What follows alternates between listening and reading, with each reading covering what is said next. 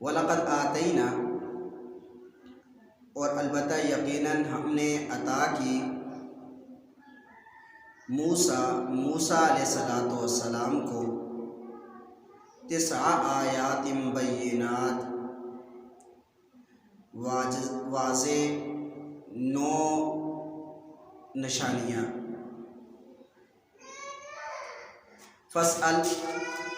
پس آپ سوال کریں بنی اسرائیل سے، اذ جاءہم، جس وقت موسیٰ علیہ السلام ان کے پاس آئے، فقال لہ فرعون،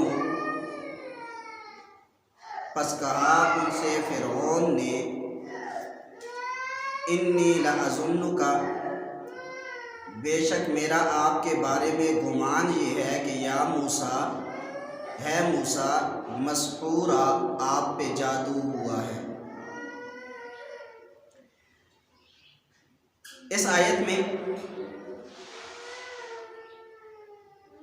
اللہ تعالیٰ نے حضرت موسیٰ علیہ السلام کو جو 9 نشانیاں عطا کی تھی، معجزے عطا کیے تھے،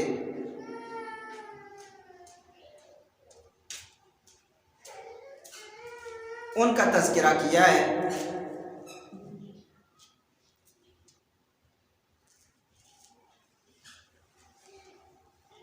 تو ان میں سے پہلی نشانی یہ تھی، موسیٰ علیہ السلام کو اللہ تعالیٰ نے ایک عصا دیا تھا۔ موسیٰ علیہ السلام اس کے ساتھ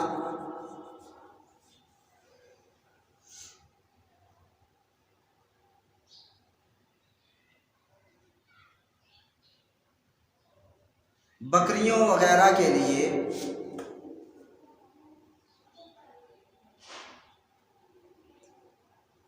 پتے وغیرہ گراتے تھے۔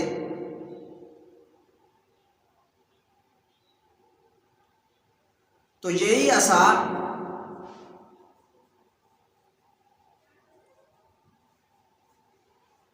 جب فرعون کے درباریوں کے سامنے، جادوگروں کے سامنے اس عصا کو پھینکا تو وہ عصا سانپ کی صورت اختیار کر گیا۔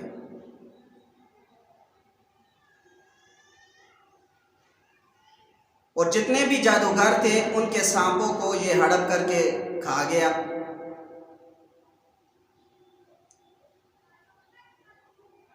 تو ایک جو معجزہ تھا وہ عصا تھا۔ نمبر 2، ید بیضاء، کیا مطلب؟ حضرت موسیٰ علیہ السلام اپنے ہاتھ کو گریبان کے نیچے رکھتے اور واپس نکالتے تو وہ روشن ہو جاتا تھا، اس کی روشنی بہت زیادہ ہوتی تھی۔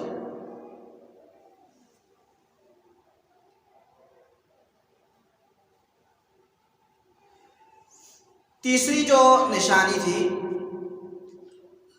وہ قحط سالی میں بنی اسرائیل والوں کو مسلط کر دیا گیا۔ قحط سالی ان پر مسلط کر دی گئی، ان کو قحط سالی میں مبتلا کر دیا گیا تھا۔ بعض حضرات نے اس قحط سالی کے اندر پھلوں کی کمی کا تذکرہ بھی کیا ہے کہ پھل بہت کم کر دیے گئے تھے۔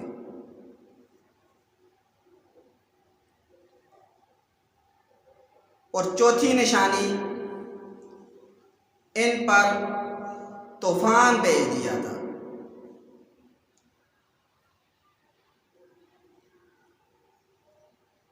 طاعون کو مسلط کر دیا گیا تھا۔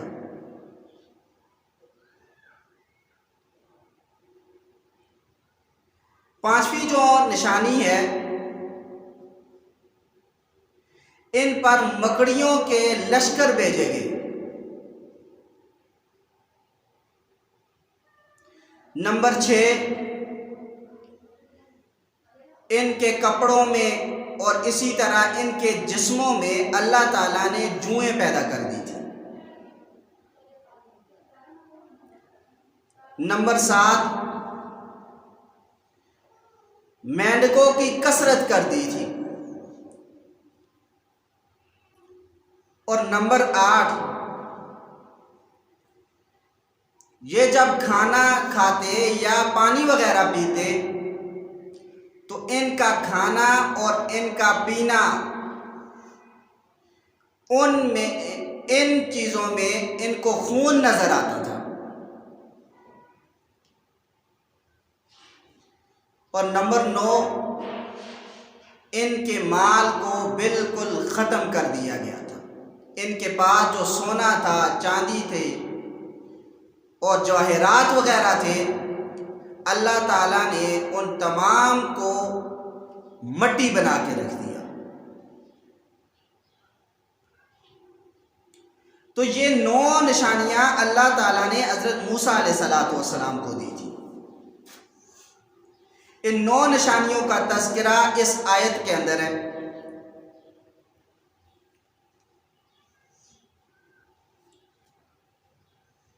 تو فرمایا فَاسْأَلْ بنی اسرائیل، بنی اسرائیل والوں سے سوال کرو. فَاسْأَلْ، سوال کریں آپ بنی اسرائیل والوں سے. اِذْ جَاءَهُمْ، جس وقت موسیٰ علیہ السلام ان کے پاس آئے. فَقَالَ لَهُ فِرْعَوْنُ، پس موسیٰ علیہ السلام سے فرعون نے کہا اِنِّي لَأَظُنُّكَ يَا مُوسَىٰ مَسْحُورًا، بے شک اے موسیٰ میں آپ کے بارے میں یہ گمان کرتا ہوں کہ آپ پر جادو ہوا ہے.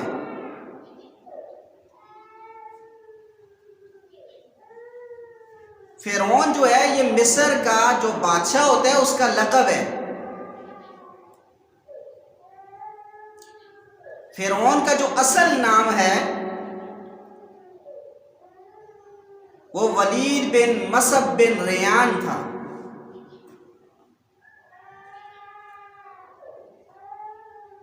اصل نام ولید بن مصب بن ریان تھا اور یہ لقب کے ساتھ مشہور ہے، تو اس وجہ سے فرعون اس کو کہا جاتا تھا.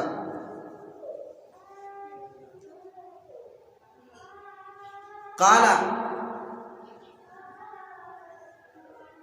موسیٰ علیہ السلام نے فرمایا لقد علمت، اور البتہ یقیناً تو جانتا ہے کہ ما انزل ہؤلاء، نہیں نازل کی یہ جو نشانیاں ہیں، الا مگر رب السماوات والارض، اس رب نے جو آسمانوں کا بھی رب ہے اور زمین کا بھی رب ہے.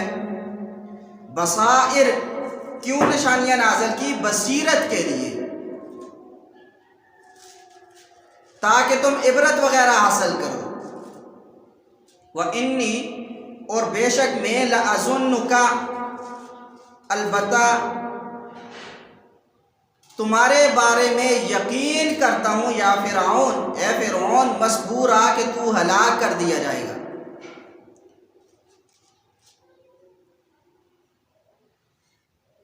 فَأَرَادَ، پس ارادہ کیا فرعون نے، أَن يَسْتَفِزَّهُم مِّنَ الْأَرْضِ، یہ کہ اکھاڑ دے قدم ان کے زمین سے.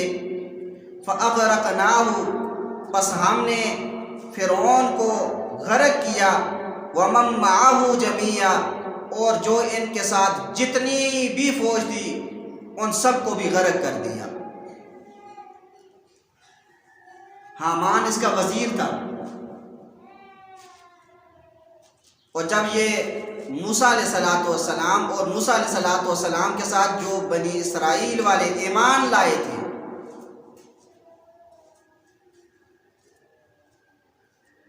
جب یہ بحر کلزم سے پار ہوئے،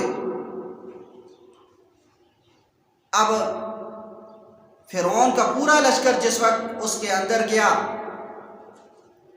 تو اللہ تعالیٰ نے اس پانی کو آپس میں ملا دیا، ملا کے ان سب کو غرق کر دیا. اب دیکھیں اللہ تعالیٰ کی ذات کی قدرت دیکھیں. موسیٰ علیہ السلام جا رہے ہیں تو موسیٰ علیہ السلام نے عصا مارا، پانی کے اندر اللہ تعالیٰ نے 12 رستے بنا دیے.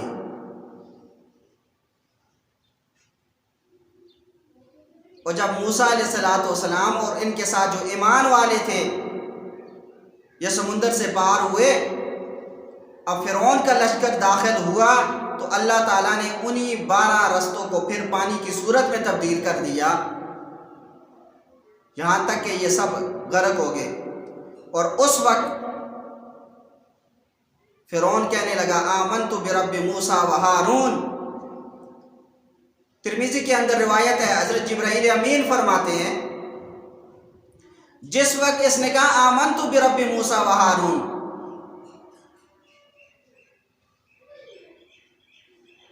کہ میں موسیٰ اور ہارون کے رب پر ایمان لاتا ہوں، جبرائیل امین فرماتے ہیں کہ میں نے اس سمندر سے گارا اٹھا کے اس کے منہ میں ڈالا، کہیں اللہ تعالیٰ کو اس پر رحم نہ آ جائے۔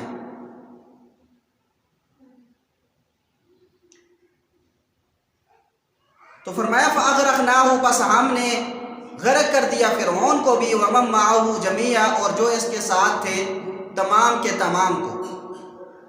وَقُلْنَا، اور ہم نے کہا مِن بَعْدِهِ، اس کے ہلاک ہونے کے بعد، لِبَنِي اسرائیل، بنی اسرائیل والوں سے، اسْكُنُوا الْأَرْضَ، تم زمین میں رہو، فَإِذَا جَاءَ، پس جب آئے گا وعد الآخرۃ، آخرت کا وعدہ، جئنا بکم، ہم لائیں گے تم کو لفیفا، لپیٹ کر۔ جب آخرت آئے گی تو اللہ تعالیٰ سب کو لے آئے گا، سب کو ایک جگہ پہ جمع کر دیا جائے گا۔ آپ نے پچھلے رکوع میں پڑھا تھا وَنَحْشُرُهُمْ يَوْمَ الْقِيَامَةِ عَلَى وُجُوهِهِمْ، کہ قیامت والے دن کفار کو جس وقت قبروں سے اٹھایا جائے گا تو چہروں کے بل اٹھایا جائے گا۔ کیا مطلب؟ کہ ان کے منہ جو ہے وہ زمین پر ہوں گے اور ٹانگیں آسمان کی طرف ہوں گی، تو ایسے ان کو چلایا جائے گا۔ ایک صحابی نے پوچھا ہے اللہ کے نبی صلی اللہ علیہ وسلم، یہ چہروں کے بل کیسے چلیں گے؟ اللہ کے نبی صلی اللہ علیہ وسلم نے فرمایا جو اللہ ٹانگوں پہ انسان کو چلا سکتا ہے تو وہ چہرے پہ بھی چلا سکتا ہے۔ تو جو کافر ہیں یہ چہروں کے بل چلیں گے، اور جو اہل ایمان ہیں، مسلمان ہیں، اللہ تعالیٰ کے حکموں کو پورا کرنے والے ہیں، رسول اللہ صلی اللہ علیہ وسلم کی سنت پر عمل کرنے والے ہیں، تو یہ اپنے پاؤں پر چلیں گے، چہروں کے بل نہیں چلیں گے۔ وَقُلْنَا، اور ہم نے کہا من بعدی، فرعون کے ہلاک ہونے کے بعد، اس کی قوم کے ہلاک ہونے کے بعد، لِبَنِي اسرائیل، بنی اسرائیل والوں سے، اسْكُنُوا الْأَرْضَ، زمین میں تم رہو، فَإِذَا جَاءَ وَعْدُ الْآخِرَةِ، پس جب آئے گا آخرت کا وعدہ، جِئْنَا بِكُمْ لَفِيفًا، ہم تم سب کو لپیٹ کر لے آئیں گے۔ وَبِالْحَقِّ أَنزَلْنَاهُ، اب دیکھیں پیچھے بنی اسرائیل والوں کا تذکرہ تھا، یہاں سے قرآن کی حقانیت کو بیان کیا جا رہا ہے، نبی علیہ الصلوۃ والسلام کی حقانیت کو بیان کیا جا رہا ہے۔ وَبِالْحَقِّ أَنزَلْنَاهُ، اور حق کے ساتھ ہم نے اس قرآن کو نازل کیا، وَبِالْحَقِّ نزل، اور حق کے ساتھ یہ نازل بھی ہوا ہے۔ وَمَا أَرْسَلْنَاكَ، اور نہیں ہم نے آپ کو بھیجا، إِلَّا مگر مُبَشِّرًا، خوشخبری سنانے والا، وَنَذِيرًا، اور ڈرانے والا۔ خوشخبری سنانے والا مطلب یہ ہے اہل اطاعت والوں کو، اہل ایمان والوں کو جنت کی خوشخبری سنانے والا، کہ اگر تم نیک کام کرو گے تو تمہارے لیے اللہ تعالیٰ نے جنت بنائی ہے۔ حضرت مولانا قاسم نانوتوی رحمۃ اللہ علیہ سے کسی نے پوچھا حضرت جنت کیا ہے؟ حضرت نے فرمایا دیکھیں جنت چھوٹی خدائی کا نام ہے۔ کیا مطلب؟ جنت میں انسان بیٹھا ہوگا، اوپر سے پرندہ جا رہا ہے، انسان سوچے گا کہ اس کو کھانے کا جی چاہ رہا ہے، اب وہ پرندہ پکا ہوا اس کے سامنے فوراً پلیٹ میں آ جائے گا، جب یہ بندہ کھائے گا، ہڈیاں پھینکے گا، تو وہ فوراً دوبارہ پرندہ بن کے اڑ جائے گا۔ اب یہ چھوٹی خدائی ہے، تو اس وجہ سے حضرت نانوتوی رحمۃ اللہ علیہ نے بہت پیارا معنی فرمایا کسی نے پوچھا حضرت جنت کیا ہے؟ فرمایا چھوٹی خدائی کا نام جنت ہے۔ وَنَذِيرًا، اور ڈرانے والا، اگر تم ایمان نہیں لاؤ گے، اللہ کے حکم کو پورا نہیں کرو گے تو تمہیں جہنم میں ڈالا جائے گا۔ یہ ہے نذیر۔ وَقُرْآنًا، اور ہم نے قرآن کو اتارا۔ وَقُرْآنًا فَرَقْنَاهُ، اور ہم نے قرآن کو تفریق کے ساتھ اتارا۔ لِتَقْرَأَهُ عَلَى النَّاسِ، تاکہ اس کو پڑھا جائے لوگوں پر، عَلَى مُقْسٍ، ٹھہر ٹھہر پر، ٹھہر ٹھہر کر۔ وَنَزَّلْنَاهُ، اور ہم نے قرآن کریم کو اتارا تنزیلا، تھوڑا تھوڑا کر کے۔ اب دیکھیں باقی تورات، زبور اور انجیل، یہ جو کتابیں اتری ہیں یہ یک بارگی اتری ہیں، اور قرآن کریم جو ہے یہ اترا ہے تو تھوڑا تھوڑا کر کے اترا ہے۔ حضرت عائشہ رضی اللہ تعالی عنہ سے کسی نے پوچھا کہ قرآن کریم کو تھوڑا تھوڑا کر کے کیوں اتارا گیا، باقی کتابوں کو یک بارگی کیوں اتارا؟ باقی کتابوں کی طرح قرآن کریم بھی تو یک بارگی اتارا جا سکتا تھا۔ حضرت امی عائشہ رضی اللہ تعالیٰ عنہ فرمانے لگی، دیکھیں اس وقت لوگ بڑے سخت قسم کے تھے، سخت مزاج کے تھے، اور بری بری خصلتوں کے اندر پڑے ہوئے تھے، حتیٰ کہ ڈاکہ ڈالتے، زنا کرتے، چوری کرتے، حتیٰ کہ اگر کسی کے گھر میں رشتہ لینے کے لیے کوئی جاتا تو سب سے پہلے پوچھا جاتا تھا، بتاؤ آپ کے بیٹے نے ڈاکے کتنے ڈالے ہیں، چوریاں کتنی کی ہیں؟ تو سب سے پہلے اس سے یہ بات پوچھی جاتی۔ اگر وہ کہتا کہ اس نے کوئی ڈاکہ نہیں ڈالا، کوئی چوری نہیں کی، وہ کہتے تھے جاؤ، جب تو نے کسی پہ ڈاکہ نہیں ڈالا، چوری نہیں کی، قتل نہیں کیا، تو ہماری بیٹی کی حفاظت کیسے کرے گا؟ جاؤ، ہم رشتہ نہیں دیتے۔ تو اس وجہ سے قرآن کریم کو تھوڑا تھوڑا کر کے اتارا گیا تاکہ ایک حکم آئے اس پر ساتھ میں عمل ہوتا جائے، پھر دوسرا، تیسرا، کرتے کرتے ان انسانوں کی جو خصلتیں تھیں، بری خصلتیں، ان کو جو ہے اچھی صفات سے قرآن کریم نے بدل کے رکھ دیا۔ تو اس وجہ سے فرمایا وَنَزَّلْنَاهُ، اور ہم نے اس کو نازل کیا تنزیلا، تھوڑا تھوڑا کر کے۔ اسی وجہ سے جب ہم سے پوچھا جاتا ہے بتاؤ قرآن کی حفاظت خدا نے لی ہے، ہم کہتے ہیں جی لی ہے۔ وہ کیسے؟ ہم کہتے ہیں خود قرآن کریم میں اِنَّا نَحْنُ نَزَّلْنَا الذِّكْرَ وَإِنَّا لَهُ لَحَافِظُونَ، ہم نے اس ذکر کو اتارا ہے اور ہم ہی اس کی حفاظت کرنے والے ہیں۔ اب یہود و نصارہ کہتے ہیں اچھا یہاں پہ ذکر کا لفظ ہے، قرآن کا تو نہیں ہے نا، تو جیسے قرآن ذکر ہے، تورات، زبور اور انجیل بھی تو ذکر ہے، تو پھر آپ یہ کیوں کہتے ہو کہ قرآن کو ہم نے اتارا ہے اور قرآن کی حفاظت کا یہ ذمہ خدا نے لیا ہے؟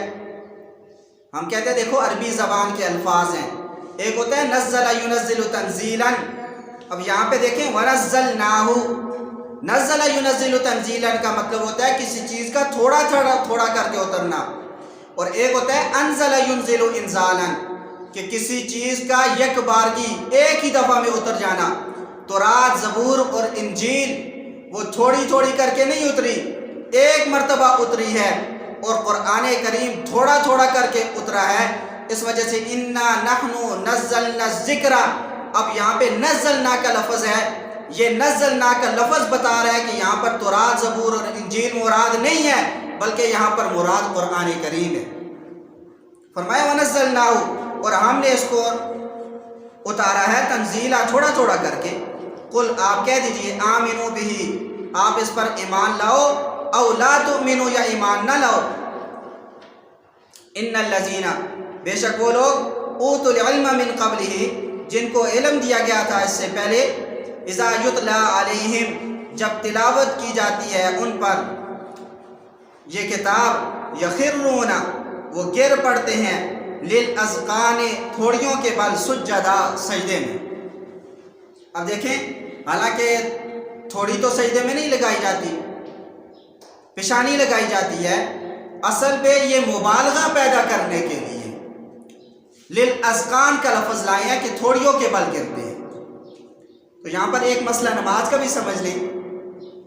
دیکھیں، نماز میں انسان اگر پیشانی جو ہے وہ سجدے میں نہ لگائے تو انسان کی نماز نہیں ہوتی۔ اسی طریقے سے ناک نہ لگائے تو اس کی نماز نہیں ہوگی۔ اسی طریقے سے دونوں پاؤں، دونوں گھٹنے، ان کا لگانا سجدے میں زمین پر یہ ضروری ہے۔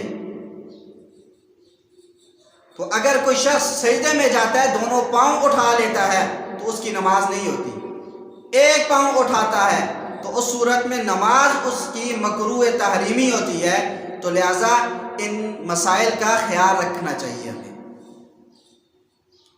وَيَقُولُونَ اور وہ کہتے ہیں، سبحان ربنا پاک ہے ہمارے رب کی ذات،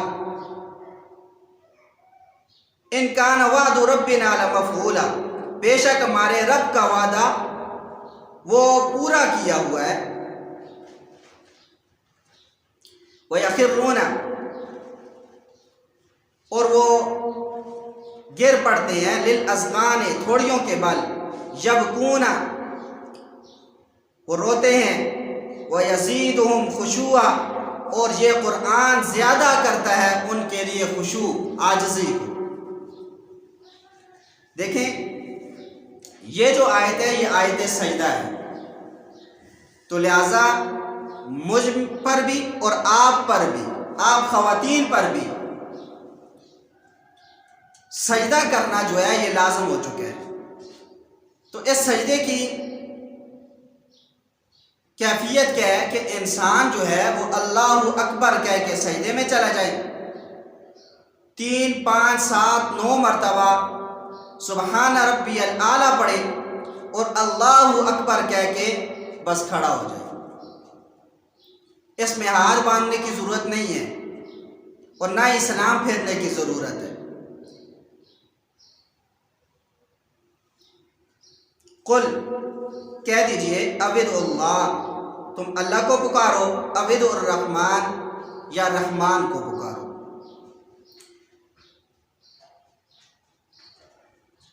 اس آیت کا بیک گراؤنڈ یہ ہے، دیکھیں اللہ تعالیٰ نے نبی علیہ الصلوۃ والسلام کو جب حکم دیا کہ دعوت دیں، اللہ کے نبی صلی اللہ علیہ وسلم مشرکین مکہ کو دعوت دیتے، دیکھو صرف اللہ تعالیٰ کو پکارو، باقی کسی لات، منات، عزا وغیرہ کو چھوڑو۔ تو اس وجہ سے اللہ کے نبی صلی اللہ علیہ وسلم کبھی کہتے اللہ کو پکارو، اور کبھی کہتے صرف رحمان کو پکارو۔ تو اب یہ مشرکین مکہ کہنے لگے، دیکھو ہمیں کہتا ہے کہ صرف ایک اللہ کو پکارو، اور کبھی کہتے ہیں اللہ کو پکارو یا رحمان کو پکارو۔ یہ خود بھی تو نعوذ باللہ ایک بات پہ نہیں ہے۔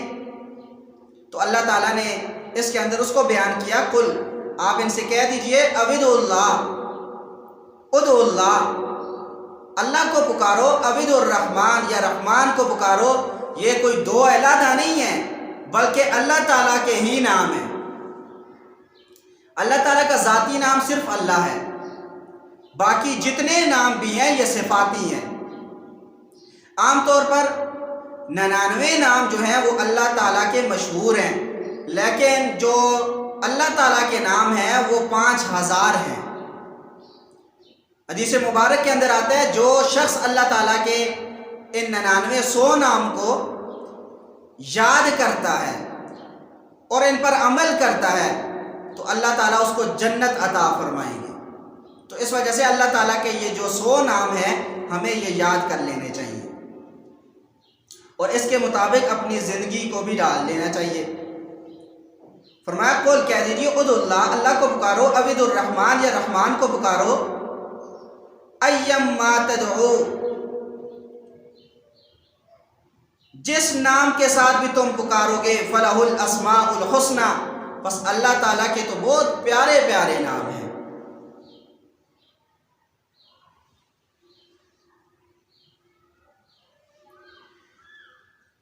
یہاں پر ایک مسئلہ بھی سمجھ لیں۔ دیکھیں، ہم عام طور پر کہتے ہیں اللہ جی، تو اللہ تعالیٰ کی ذات کو اللہ جی کہنا یہ جائز نہیں ہے۔ ہم لوگ یہ محبت میں کہتے ہیں، اگرچہ ہمیں حقیقتاً مسئلے کا پتہ نہیں ہوتا۔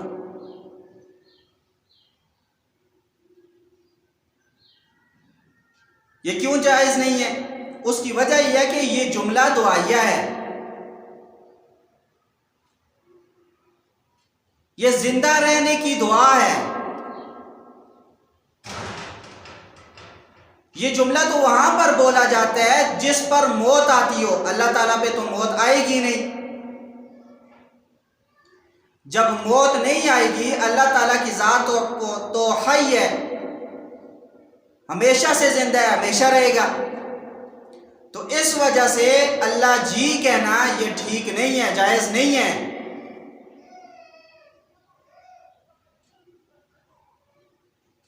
جیسے دیکھیں، ہم کہتے ہیں ابا جی، اماں جی، حافظ جی، قاری جی۔ اب یہ کیوں کہتے ہیں؟ اس لیے کہ انہوں نے مرنا ہے، تو جب مرنا ہے تو اس وجہ سے قاری جی، حافظ جی، اماں جی یہ کہنا جائز ہے۔ اور اللہ تعالیٰ کے لیے اللہ جی کہنا یہ جائز نہیں ہے، کیونکہ یہ جملہ دعائیہ ہے اور اللہ تعالیٰ پہ تو موت آئے گی ہی نہیں۔ تو اس مسئلے کو بھی آپ ذہن نشین فرما لیں۔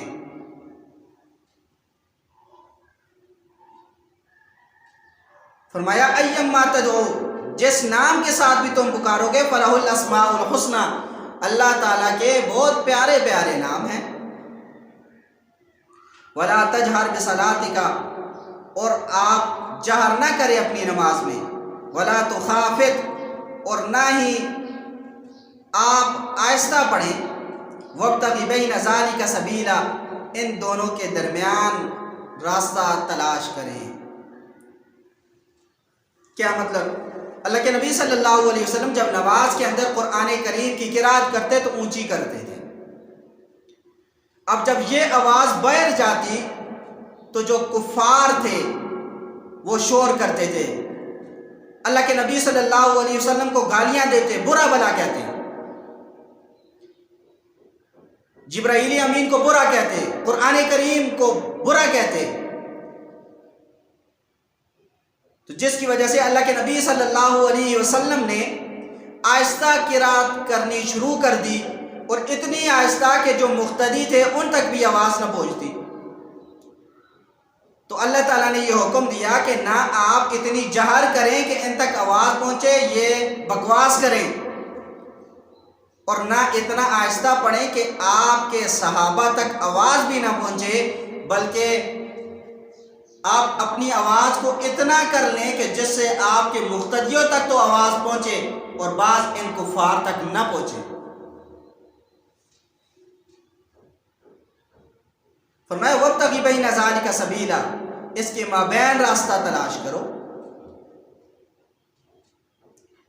وقل الحمدللہ، اور آپ کہیں دیں الحمدللہ، تمام تعریفیں اس ذات کے لیے ہیں، لم یتخذ ولدا، جس نے اپنے لیے کوئی اولاد نہیں بنائی، لم یتخذ نہیں بنائی، ولدا کوئی اولاد، ولم یکن لہ شریک فی الملک، اور نہ ہی اس کا بادشاہت میں کوئی شریک ہے، ولم یکن لہ، اور نہ ہی اس کے لیے ولی کوئی حمایتی ہے، من الذل، جو کمزوری سے بچائے، وکبرہ، اور آپ بڑائی بیان کریں، تکبیرا، بڑائی بیان کرنا۔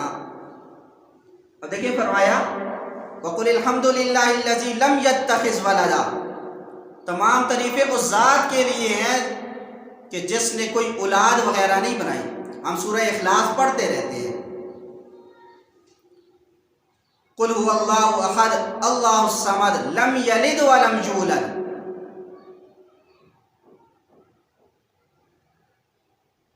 نہ اللہ تعالیٰ نے کوئی جنا ہے اور نہ اللہ تعالیٰ کی ذات جنی گئی ہے۔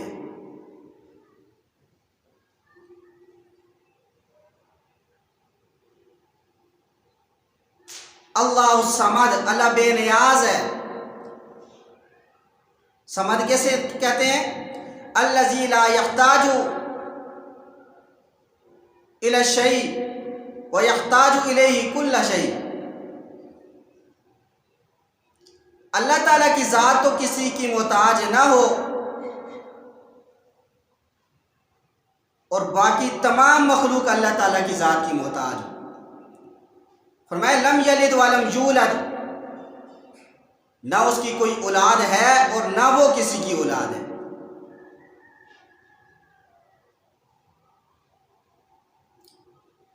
تو یہود جو ہے وہ کہتے تھے عزیر جو ہے، عزیر علیہ السلام یہ اللہ تعالیٰ کے بیٹے ہیں۔ عیسائی کہتے ہیں حضرت عیسیٰ اللہ کے بیٹے ہیں، اور مشرکین مکہ کہتے تھے کہ فرشتے اللہ تعالیٰ کی بیٹیاں ہیں۔ تو اس آیت کے اندر ان تینوں پر رد ہے۔ فرمایا لم یتخذ ولدا، تمام تعریفیں اس ذات کے لیے ہیں کہ جس نے کوئی اولاد نہیں بنائی اور نہ ہی بادشاہت میں اس کا کوئی شریک ہے۔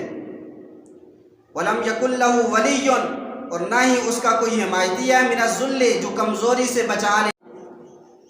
کمزور تو وہ شخص ہوتا ہے نا جو محتاج ہو، تو اللہ تعالیٰ کی ذات تو محتاج ہے ہی نہیں ہے۔ وَكَبِّرْهُ، اور آپ بڑائی بیان کرے، تکبیرہ، بڑائی بیان کرنا۔